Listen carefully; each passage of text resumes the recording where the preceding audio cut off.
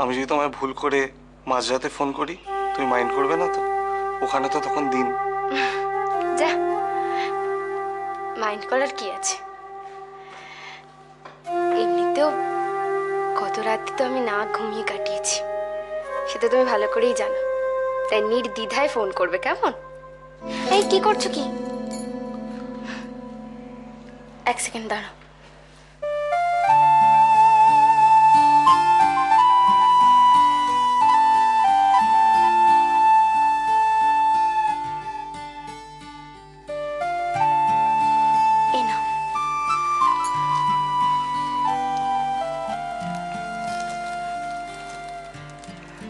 Thank you বৌদি।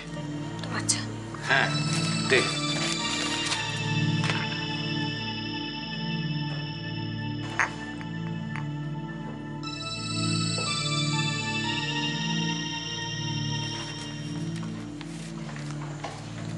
কিরে বেরিয়ে পড়লি? হ্যাঁ বাবা। হাসি। থাক থাক থাক, ভালো থাকিস। একেবারে নিজের চেষ্টায় নিজের যোগ্যতায় এত বড় একটা চাকরি জোটানো তো কম কথা নয়। আমি তোকে আশীর্বাদ করি, তুই অনেক বড় হ, ভালো থাক, সুখী হ। আমি অনেক ভেবেছি জানিস রাজি, জীবনে আর কখনো কাউকে কোনো রকম জোর করব না।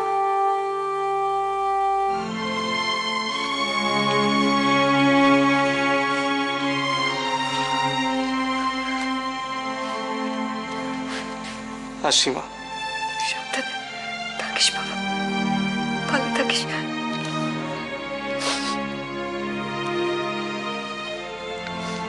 আসছি।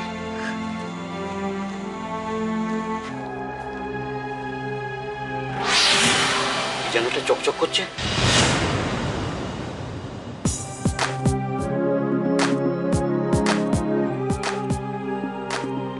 এটা তো সোনার বালা।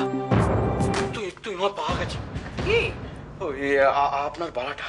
হ্যাঁ এই যে।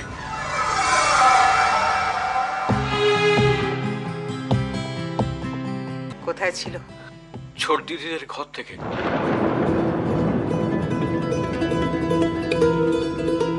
চুরির ঘরে? কোথায় পেলে তুমি? ওই ছোটদির খাটের তলায়। তুমি যাও। জয়ী কোথায়? আমি ওর সঙ্গে কথা বলতে চাই। কি হয়েছে বর্দি? সেদিন জয়ী খুব বড় বড় কথা বলে গেল, আমি নাকি ওকে অপমান করেছি। দেবজিৎ, আমার হারিয়ে যাওয়া বালাটা পাওয়া গেছে। পাওয়া গেছে? কোথায় কোথায় পাওয়া গেল? মানে কিভাবে পাওয়া গেল? তোমাদের ঘর থেকে বালাটা খুঁজে পাওয়া গেছে। আমাদের ঘর থেকে? হ্যাঁ, তোমার যদি বিশ্বাস না হয় তুমি নিতাইকে জিজ্ঞেস করতে পারো। না না, আমি আমি তা বলছি না। মানে আপনারা এই বাড়িতে আশ্রয় দিয়েছেন বলে আমরা আশ্রিতের মতো রয়েছি, কিন্তু এরকম বাসনা বা লোক আমাদের কোনোদিন হয়নি যে আমরা এই বাড়ির জিনিস কোনোদিন চুরি করবো, সরিয়ে ফেলব।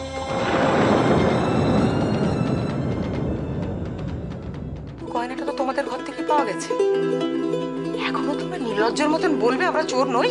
তুই না, চুপ করো। শাক দিয়ে কখনো মাছ ঢাকা যায় না। যেটা সত্যি সেটা প্রকাশ্যে আসবে। ওদের প্রতি এখনো সহানুভূতি দেখানো উচিত।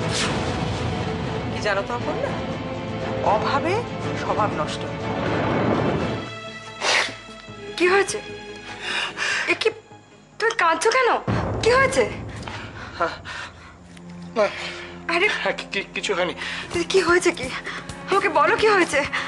বালাটা পাওয়া গেছে। বালা পাওয়া গেছে? তোমার ঘর থেকেই পাওয়া গেছে।